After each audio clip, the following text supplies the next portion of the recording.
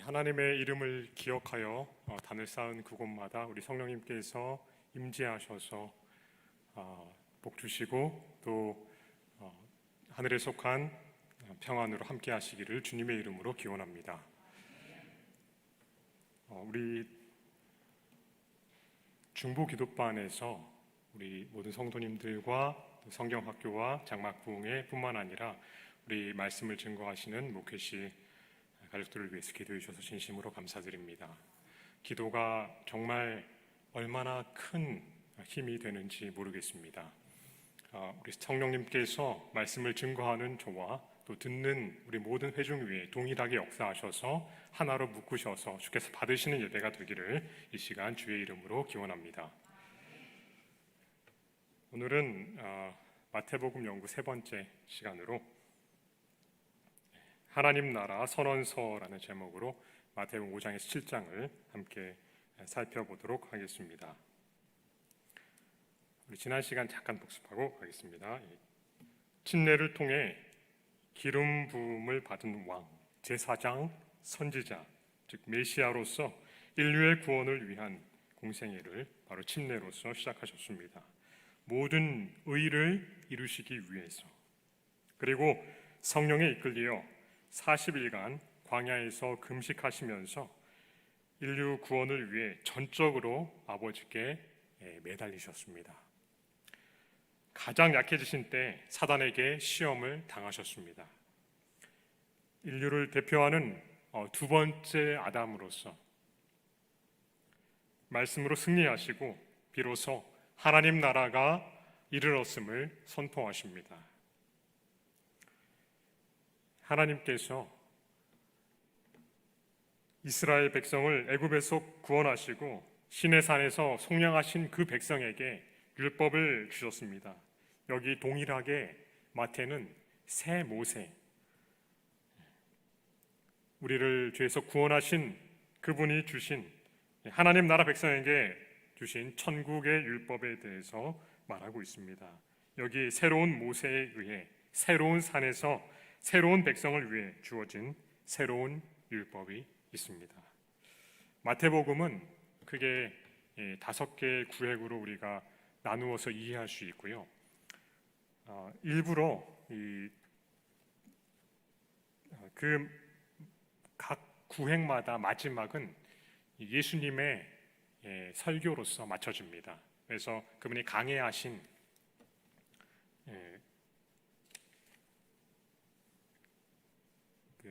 설교라고 해야 되나요? 그 강화라고도 우리가 많이 부르는데 맞춰집니다. 그런데 여기서 마태는 일부러 두 구원자를 대조시키고 있습니다. 건져냄을 받은 자 누구죠?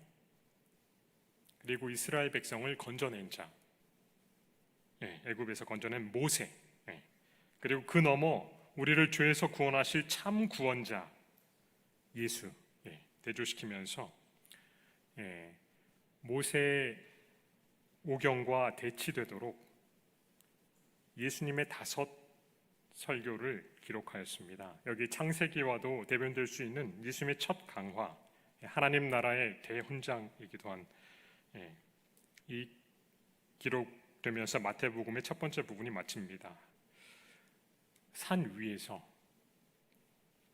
하나님 나라의 백성으로 사는 삶이 무엇인지 가장 명확히 가르쳐 주신 이 가르침을 우리는 산상수훈이라고 부릅니다. 가장 사랑받는 예수님의 가르침, 그리고 예수님의 가르침의 본질이 무엇인지, 그리고 그의 제자가 되고자 하는 사람에게 요구되는 것이 무엇인지를 가장 온전하게 보여주고 있습니다. 예수님을 따른다는 것은 완전히 다른 생활 방식을 요구합니다. 이것은 회개하고 왕께 헌신한, 즉 침례를 받은 사람이 어떠한 삶을 살 것인지를 보여줍니다. 한마디로 요약해서 저희를 본받지 말라. 세상 나라와 아주 다른 삶입니다. 하나님 나라의 기준은 세상의 기준과는 날카롭게 대조되고 근본적으로 다른 가치와 갈망이 분명히 구분됩니다. 모든 것이 천국 밖의 삶과 완전히 다릅니다. 천국 시민은 그들의 동기와 행위, 일, 언어와 사상과 우선순위에서 하나님을 맨 앞에 모시도록 부르심을 받았습니다. 산상수훈에는 7개의 주요 단락이 있는데요. 품성과 영향력, 의, 경건, 야망, 관계, 헌신이 그것입니다. 첫 번째로 전혀 다른 품성입니다. 하나님의 말씀 마태복음 5장 3절로 12절 10절까지 일단 같이 읽도록 하겠습니다. 같이 읽겠습니다. 심령이 가난한 자는 복이 있나니 천국이 그들의 것이며 애통하는 자는 복이 있나니 그들이 위로를 받을 것이며 온유한 자는 복이 있나니 그들이 땅을 기업으로 받을 것이며 의에 줄이고 목마른 자는 복이 있나니 그들이 배부릴 것이며 긍휼히 여기는 자는 복이 있나니 그들이 긍휼히 여김을 받을 것이며 마음이 청결한 자는 복이 있나니 그들이 하나님을 볼 것이며 화평케 하는 자는 복이 있나니 그들이 하나님의 아들이라 일컬음을 받을 것이며 의를 위하여 박해를 받는 자는 복이 있나니 천국이 그들의 것임이라. 아멘. 하나님 나라 백성의 품성입니다. 철저하게 다릅니다.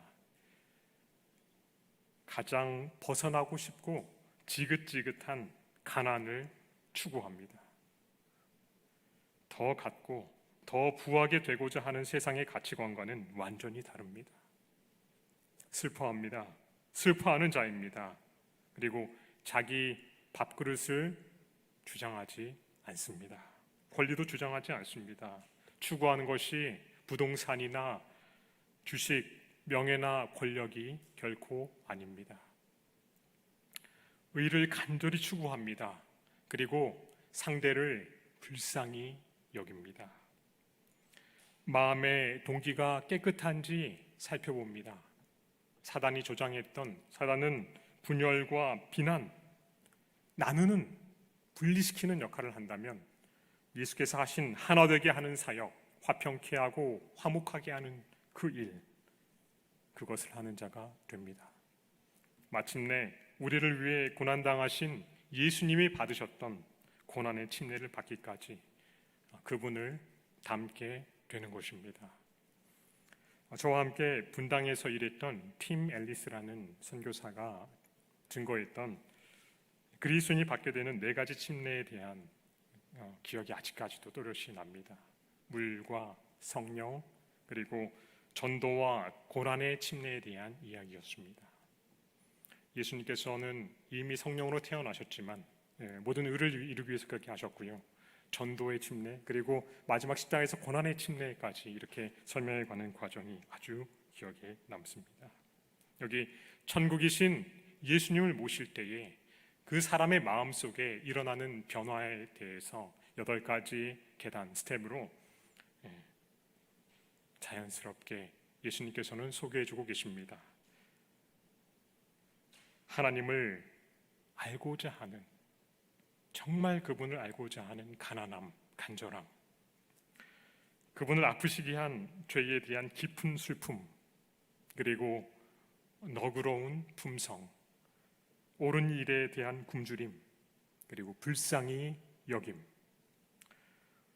동기의 순결, 하나 되게 함, 그리고 하나님을 위하여 기꺼이 고난을 받는, 바로 그것입니다. 그 8계단입니다. 예수께서 보이신 품성입니다. 전국 시민의 품성입니다. 이어서 주님께서는 전혀 다른 영향력에 대해서 말씀하고 계십니다. 같이 13절부터 16절까지 읽도록 하겠습니다. 너희는 세상의 소금이니 소금이 만일 그 맛을 잃으면 무엇으로 짜게 하리요? 후에는 아무 쓸데 없어 다만 밖에 버려져 사람에게 밟힐 뿐이니라. 너희는 세상의 빛이라. 산 위에 있는 동네가 숨겨지지 못할 것이요 사람이 등불을 켜서 말 아래에 두지 아니하고 등경 위에 두나니 이러므로 집안 모든 사람에게 비치느니라. 이같이 너희 빛을 사람 앞에 비치게 하여 너희의 착한 행실을 보고 하늘에 계신 너희 아버지께 영광을 돌리게 하라. 아멘. 하나님 나라 사람의 영향력입니다. 세상의 소금과 빛입니다. 소금에는 깨끗함이 있습니다. 그 엄청난 바닷물이 염분으로 인해 썩지 않습니다. 방부제죠. 희생제사는 모두 소금과 함께 드려졌습니다. 그러나 여기 예수님께서는 그 소금의 특성 중 하나인 맛에 대해서 말씀하고 계십니다. 언제 맛이 나지요? 녹아 없어져 맛을 내는 것입니다. 전혀 다른 영향력입니다. 자기 부정과 우리 김영민 목사님 기도하신 것처럼 자기 희생을 통해 하나님 나라의 맛이 납니다. 보이지 않는 영향력이 사회의 맛을 바꿉니다. 예수님께서 그 참되고 영원한 영향력을 보여주셨습니다. 그리고 우리의 착한 행실로 그분을 닮은 이 팔복의 품성으로 아버지께 영광을 돌리도록 하는 빛입니다. 우리가 드러나는 것이 아니라 예수님 당시 빛은 어떤 것입니까?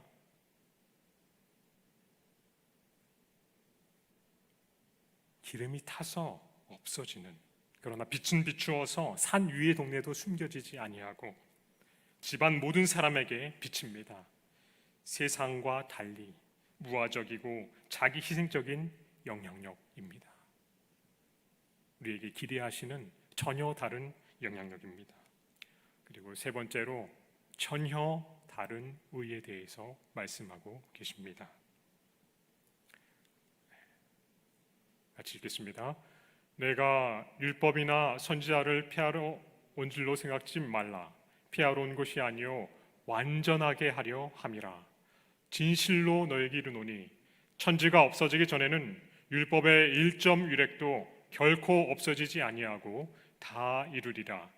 그러므로 누구든지 이 계명 중에 지극히 작은 것 하나라도 버리고 또 그같이 사람을 가르치는 자는 천국에서 지극히 작다 일컬음을 받을 것이요 누구든지 이를 행하며 가르치는 자는 천국에서 크다 일컬음을 받으리라. 내가 너희에게 이르노니 너희 의가 서기관과 바리새인보다 더 낫지 못하면 결코 천국에 들어가지 못하리라. 아멘. 여기서 중요한 것은 하나님의 율법에 대한 태도입니다. 그분은 율법을 폐지하기 위해서가 아니라 완전케 하기 위해서 오셨습니다. 물론 구약의 율법의 어떤 요소들은 성취됨으로써 폐지되었습니다. 우리가 잘 알고 있는 의식법, 즉 제사 제도가 예수를 가리키는 것이었는데 그분께서 오심으로 온전히 이루어졌습니다. 근데 여기서 예수님께서는 이 낡은 의와 새로운 의를 대조해서 말씀하고 계십니다. 천국에 속한 제자에게는 율법에 대한 태도가 전혀 달라야 한다고 말씀하십니다. 바리새주의가 행했던 형식적인 순종과는 전혀 다른 순종, 즉 외적인 행위뿐만 아니라 내적인 성향까지도 동기까지도 기대하십니다. 그리고 그런 자세는 한도가 있을 수 없습니다. 이만하면 됐지, 이제는 충분해 라고 결코 말할 수 없습니다. 율법과 선지자는 무엇을 가리킵니까? 율법과 선지자든 시가서 이렇게 할 때는 예수님 당시의 성경 전체인 구약을 가리켰습니다. 이 구약은 누구에 대한 약속입니까? 오실 구원자, 그리고 그 모든 약속의 성취로서 온전케 하려 오신 그분에 의해서 온전케 되었습니다. 완전케 하신 것입니다. 또한 하나님의 법, 그분의 약속과 법이죠. 그분의 율법에 관한 기록입니다. 여기 하나님 나라의 법, 즉 율법을 주신 그분께서, 시여자께서 입법 해석, 유권 해석을 알려주십니다. 입법 취지를 알려주십니다. 그렇게 하심으로 율법을 온전케 하시는 것입니다. 이렇게 21절에서 48절까지 이어지는 예수님의 말씀은 더 나은 의에 대해서 6가지 이해를 제시하는데, 율법의 본질에 충실하도록 살인, 간음, 이혼, 맹세, 보복, 사랑에 관한 것입니다. 어쩌면 이 간음과 이혼 그리고 마지막 보복과 사랑은 하나로도 볼 수도 있습니다. 문맥상 그래서 6개로 볼 수도 있고 4개로 볼 수도 있겠지만 6가지 예로 저희가 살펴보도록 하겠습니다. 그렇게 하심으로써 각각의 경우 예수께서는 바리새인들과 서기관들의 전통을 배척하시고 성경, 즉 구약의 권위를 재확인시키십니다. 또한 그것의 본래 가지고 있었던 의미에 대해서 가르치십니다. 이 생각과 말이 곧 현실이 되는 하나님 나라에서는 살인뿐 아니라 거기에 이르게 만드는 증오도 설 자리가 없습니다. 분을 품고 드리는 예배를 하나님께서는 받으실 수가 없습니다. 다른 사람과의 화해는 하나님과의 화해로부터 흘러나옵니다. 간음하지 말라는 계명은 우리 마음의 청결 문제와도 매우 직결됩니다. 근본적인 부분에 대해 말씀하고 계십니다. 음욕을 유발하는 선정적인 책이나 연극, 영화, 잡지, 그리고 인터넷이나 웹사이트를 금하는 소극적인 자세가 아니라 적극적인 마음의 청결을 요구하십니다. 그리고 그것에서 벗어나게 하는 것은 과감히 잘라버리도록 요청하십니다. 마음가짐과 태도에 대해 단호히 말씀하십니다. 이어 배타적이고도 일평생 지속되는 하나님이 본래 주셨던 이 결혼 제도의 신성성에 대해서 창조주의 의도대로 한 남자와 한 여자의 관계로서의 결혼의 특성에 대해서 그리고 이혼 문제에 대해서 말씀하십니다. 초기 교회 교부였던 크리소스톰은 이 부분을 팔복과 연결시키면서 이렇게 이야기했습니다. 온유한 사람, 화평케 하는 사람, 심령이 가난한 사람, 그리고 긍휼히 여기는 사람이 어떻게 그의 아내를 쫓아낼 수 있겠는가? 다른 사람과 화해하는 데 익숙한 사람이 어떻게 자신과 다름없는 자기의 아내와 불화할 수 있겠는가? 맹세의 문제에서는 예수께서 천국 백성인 우리의 말은 믿을 만한 것이 되어야 한다고 말씀하십니다. 진실해야 한다고 말씀하십니다. 맹세가 필요한 유일한 이유는 무엇입니까? 사람이 너무나 자주 거짓말쟁이가 되기 때문입니다. 그래서 예수님께서는 오직 너희 말은 옳다, 아니라 하라. 이에서 지나는 것은 악으로부터 나느니라. 내 손에 장을 지진다든지 하나님 이름을 굳이 끌어 쓴다든지 이 말은 오히려 믿을 진실성이나 이런 부분에 있어서 그럴 필요가 없이 우리가 하는 모든 말은 진실된 말이어야 한다고 그분께서는 말씀하고 계시는 것입니다. 복수의 문제에 있어서는 너무도 유명한 출애굽기 21장 24절에 있는 눈은 눈으로 이는 이로라는 유명한 말씀을 하셨는데 이 말씀을 예수께서 주실 때 시내산에서 주실 때 보복을 정당화하기 위해서가 아니라 제한하기 위해서 주셨습니다. 그것은 허용적인 법률이 아니라 제한적인 법률이었습니다. 성경은 이렇게 말하고 있습니다. 같이 읽겠습니다. 너는 그가 내게 행한 같이 나도 그에게 행하여 그 행한 대로 갚겠다 말하지 말지니라. 같이 읽을까요? 내 원수가 넘어질 때에 즐거워하지 말며 그가 엎드러질 때에 마음에 기뻐하지 말라. 내 원수가 배고파하거든 식물을 먹이고 목말라 하거든 물을 마시우라. 그리하는 것은 핀 수치로 그의 머리에 놓는 것과 일반이요 여호와께서는 내게 상을 주시리라. 개인적인 복수는 결코 천국 시민의 삶의 일부가 될 수 없습니다. 예수님께서는 분명하게 우리가 오해하지 않도록 그 부분에 대해서 분명히 가르치셨습니다. 예수께서는 천국 백성의 더 나은 의로 꼽는 가장 중요한 원칙이자 도전이 바로 사랑, 거기에 대해서 말씀하심으로 5장 전체를 결론 지으시면서 더 나은 의에 대해서 마무리하고 계신데요. 사실 5장 전체에 걸쳐 살인하지 말라부터 남을 증오하지 말고 이게 아니라 사실 어떻게 하라는 것입니까? 내 형제를 아버지 하나님이 사랑하신 것처럼 사랑으로 대하라는 말씀을 지금 그 율법의 뜻을 계속해서 말씀해 주고 계신 것입니다. 사단이 정복한 세상에서 천국 백성의 삶은 완전히 다른 삶입니다. 그것은 하나님 나라를 드러냅니다.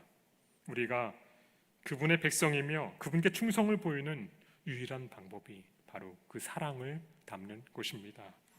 레위기 19장 18절 이렇게 이미 하셨습니다. 같이 읽겠습니다. 원수를 갚지 말며 동포를 원망하지 말며 이웃 사랑하기를 내 몸과 같이 하라. 나는 여호와니라. 아멘. 하나님이 그러시기에 우리도 그러해야 합니다. 그분의 사랑은 무제한적이에요. 선인이나 악인에게 동일하게 비를 내리시고 햇빛을 주십니다. 살인한 자라고 해서 그것이 공기가 가지 않은 것이 아니에요. 우리 하나님은 그 누구도 차별이 없이 동일하게 사랑하십니다. 세상의 사랑과 세상의 법칙과는 전혀 다른 법으로 사시는 자체가 사랑이신 그분의 완전하심과 같이 그분이 온전하신 것처럼 우리의 영역에서 우리도 온전하라고 예수님은 천국 백성의 삶으로서 우리에게 도전하고 계십니다. 네 번째로 전혀 다른 경건입니다. 경건은 의의 주제와도 매우 깊은 관련이 있습니다. 외적인 의, 외적인 경건은 참된 경건과는 완전히 다른 것입니다. 예수님께서는 경건의 주요 영역인 기도, 구제, 기도, 금식에 대해서 다루십니다. 사람들의 칭찬에 대한 갈망은 바리새인들에게 끊임없이 붙어다니는 죄악이었습니다. 그리고 이것은 바리새인뿐만 아니라 모든 인류, 나 자신을 포함해서 모두에게 제외감이 없습니다. 예수님께서는 그들에게 분명히 이렇게 말씀하셨습니다. 너희가 서로 영광을 취하고 유일하신 하나님께로부터 오는 영광은 구하지 아니하니 어찌 나를 믿을 수 있느냐.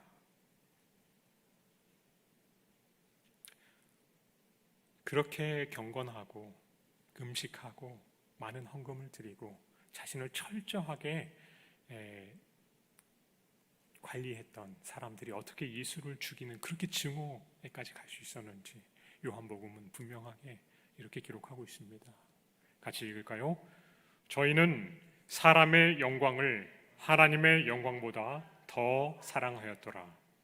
그 누구도 빠질 수 있는 신앙의 길을 간다고 하면서도 우리도 동일하게 갈 수 있는 그 길입니다. 인간의 칭찬과 인정에 대한 욕구가 그들의 구제를 손상시켰습니다. 그것은 참된 경건을 훼손시키고 가식으로 만들어 버립니다. 외식으로 만들어 버립니다. 가장 추구해야 할 것이 가장 혐오스러운 것이 되어 버렸습니다. 사실 보상은 우리의 공로와는 아무런 관련이 없습니다. 제11시에 포도원에 들어간 일꾼처럼 우리가 노력해서 주님이 주시는 보상이 아니에요. 선인과 악인에게 동일하게 비와 빛을 주시는 아버지의 관대한 그 마음이 우리로 하여금 다른 사람을 긍휼히 여기고 동정하고 구제를 베풀도록 해야 됩니다. 그런데 다른 사람 앞에서 일부러 보이도록 하는 것은 그들의 상을 이미 이 땅에서 받은 것이 되고 만다고 우리 주님께서는 말씀하셨습니다. 기도와 이런 거짓된 경건들 앞에서 이렇게 말씀하십니다. 그러므로 같이 읽겠습니다. 그러므로 그들을 본받지 말라. 구하기 전에 너희에게 있어야 할 것을 하나님 너희 아버지께서 아시느니라.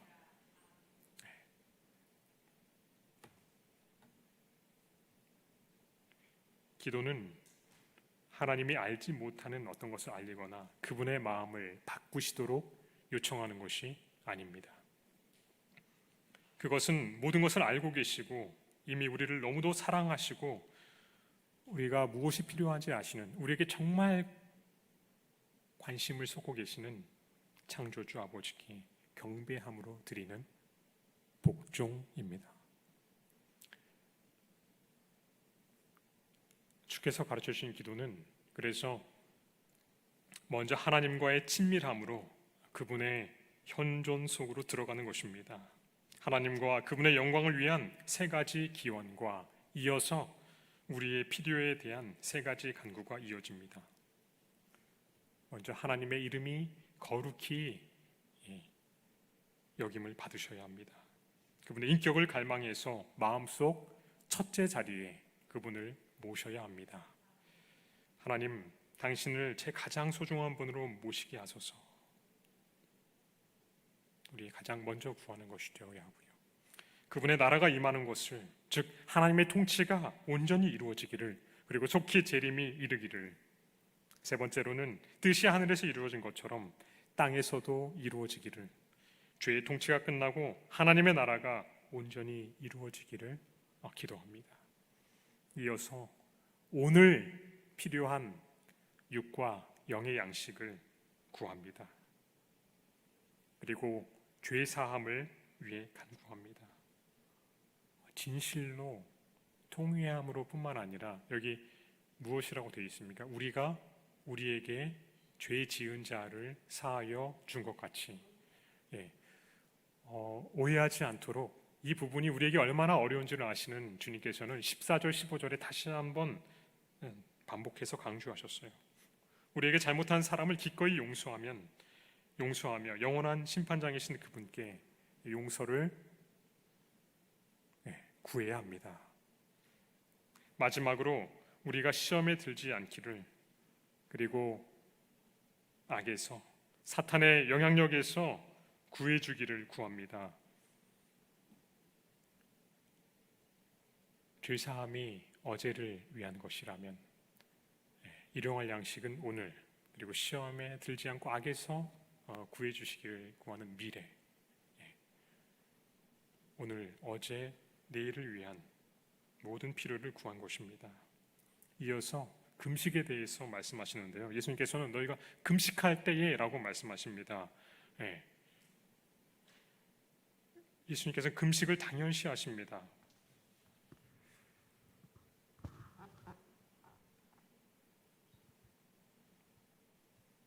혹시 금식을 정말 간절히 해보신 적이, 기억이 혹시 가물가물하십니까?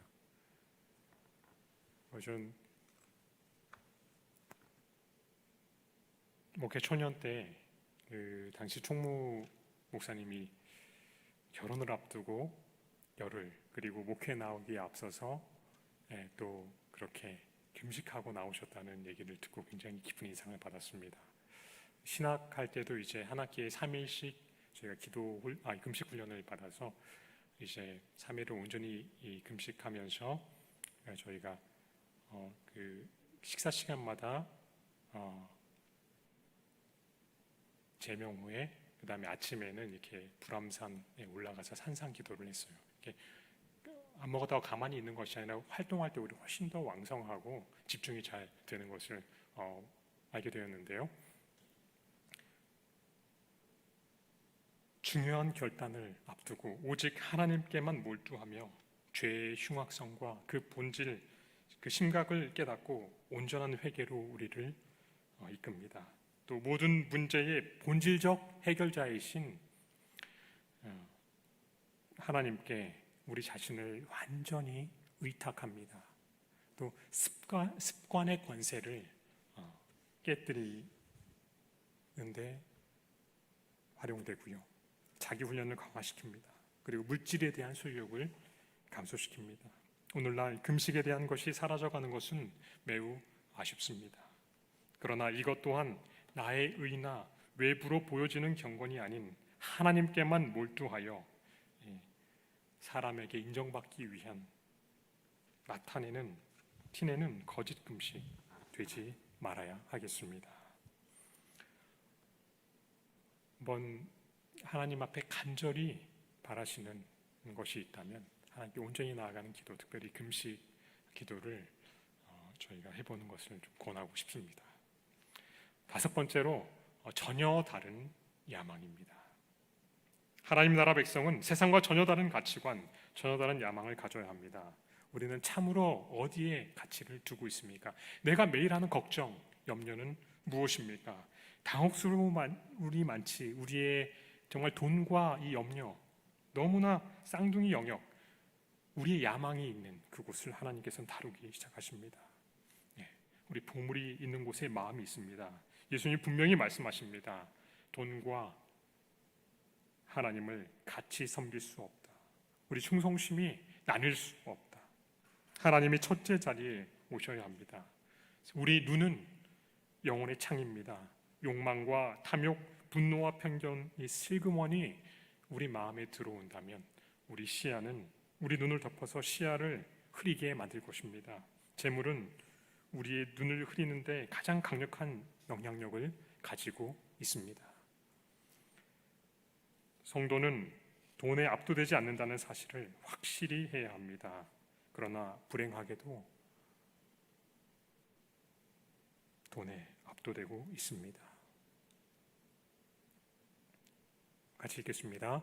눈은 몸의 등불이니 그러므로 내 눈이 성하면 온 몸이 밝을 것이요 눈이 나쁘면 온 몸이 어두울 것이니 그러므로 내게 있는 빛이 어두우면 그 어두움이 얼마나 더하기느냐. 한 사람이 두 주인을 섬기지 못할 것이니 혹 이를 미워하고 저를 사랑하거나 혹 이를 중히 여기고 저를 경히 여김이라. 너희가 하나님과 재물을 겸하여 섬기지 못하느니라. 예수님은 돈과 하나님을 겸하여 섬기는 시도조차 하지 않으셨습니다. 그분은 설교 중에 사용하실 드라크마 하나도 없이 누울 머리둘 집도 없으셨어요. 십자가에서 하나님 아버지 그리고 온 인류를 위해 자신을 헌신할 때까지 평생, 어느 한순간이 아니라 평생을 그런 삶을 지속하셨습니다. 하나님께서 우리를 부양하기 위해 잠시 맡기신 것들이 실상은 우리의 신이 되어 버렸습니다. 그러나 참된 그분의 백성은 돈에 대한 그들의 태도로 인해 세상과 뚜렷이 구별될 것입니다. 이 돈과 아주 긴밀하게 관련된 주제가 바로 염려입니다. 마운스 박사는 염려는 실천적 무신론이라고, 그리고 하나님께 대한 모욕이라고 했습니다. 예수님께서 말씀하신 세 가지 영역, 먹을까, 무엇을 먹을까, 무엇을 입을까, 무엇을 마실까, 이것에 마음을 빼앗기며 살아갑니다. 그러나 염려는 불필요합니다. 왜요? He cares. 하나님이 돌보시기 때문입니다. 염려는 무익합니다. 그것의 생명을 연장시키지도 못하고 키를 더 크게 하지도 못합니다. 즉 아무것도 바꿀 수 없고 도리어 몸과 마음을 쇠약하게 할 뿐입니다. 염려는 눈먼 것입니다. 하늘 아버지를 볼 수 없게 만듭니다. 염려는 본질적으로 하나님을 신뢰하지 못하는 것입니다. 염려는 우리가 하나님을 첫째 자리에 모시지 않고 이 모든 것들, 그것을 오히려 가장 중요하게 여긴다는 것을 보여줍니다. 공중의 새와 들꽃, 들불까지도 먹이고 입히시는 그분께서 하물며 우리겠습니까? 먼저 구해야 할 것이 있습니다. 세상은 돈과 염려, 즉 야망의 것이지만 하나님 나라 백성은 완전히 다릅니다. 하나님 나라와 그분의 의를 구합니다. 야망이 아니라 믿음의 문제입니다. 그래서 예수님께서는 우리에게 이렇게 하도록 말씀하셨습니다. 같이 읽겠습니다. 그런즉 너희는 먼저 그의 나라와 그의 의를 구하라. 그리하면 이 모든 것을 너희에게 더하시리라. 아멘. 전혀 다른 관계입니다. 비판하지 말라고 하십니다. 세상 관계와 정치는 비판과 꼬투리 잡기처럼 보입니다. 그러나 천국의 관계는 전혀 다릅니다. 그리고 예수님께서는 완악한 사람에게 시간을 낭비하지 말라고 경고하셨습니다. 거룩한 것을 개에게 주지 말며 너희 진주를 돼지에게 던지지 말라. 그들이 그것을 발로 밟고 돌이켜 너희를 찢어 상하게 할까 염려하라. 대신 하나님과의 관계에 집중할 때에 하나님께서는 불가능한 것을 열어주시고 이루어주시겠다고 약속하십니다. 같이 읽겠습니다. 구하라, 그리하면 너에게 주실 것이요, 찾으라, 그리하면 찾아낼 것이요, 문을 두드리라, 그리하면 너에게 열릴 것이니. 아멘. 그리고 우리 천국의 시민에게 관계에 있어서 가장 중요한 원칙이 되는 그 원칙을 온 성경을 요약해서 말씀해 주셨습니다. 너무도 잘 아시는 황금률 같이 읽겠습니다. 그러므로 무엇이든지 남에게 대접을 받고자 하는 대로 너희도 남을 대접하라. 이것이 율법이요 선지자니라. 마지막으로 전혀 다른 헌신에 대해서 말씀하고 계십니다. 좁은 문으로 들어가라. 멸망으로 인도하는 문은 크고 그 길이 넓어 그리로 들어가는 자가 많고 생명으로 인도하는 문은 좁고 길이 협착하여 찾는 자가 적음이라. 첫 번째, 문과 길에 대해서 말씀하십니다. 하나님 나라 백성, 문이신 예수님 안에 들어가 길이신 그분 위에 있는가? 나는 그 문을 통과했는가? 자신을 완전히 내려놓는 자아포기의 좁은 문, 참 헌신이 요구됩니다. 두 번째로 같이 읽겠습니다. 이러므로 그들의 열매로 그들을 알리라. 나더러 주여 주여 하는 자마다 다 천국에 들어갈 것이 아니요 다만 하늘에 계신 내 아버지의 뜻대로 행하는 자라야 들어가리라. 나무와 그 열매입니다. 주의 이름으로 교회 놀이하고 예언, 즉 선지자 노릇하고 심지어 귀신도 쫓아내고 많은 권능을 행했다 할지라도 하나님께서 가짜로 여기시고 전혀 모른다고 선언하십니다. 하나님의 뜻을 개인의 삶에 온전히 적용함으로 참된 헌신의 열매만 그날에 판명날 것입니다. 마지막이에요. 참 전혀 다른 헌신의 마지막으로 예수님께서 이렇게 말씀을 주고 계십니다. 그러므로 누구든지 나의 이 말을 듣고 행하는 자는 그 집을 반석 위에 지은 지혜로운 사람 같으리니. 지혜롭고 어리석은 건축자들입니다. 예수님 말씀을 여러분 너무 많이 들으셨죠?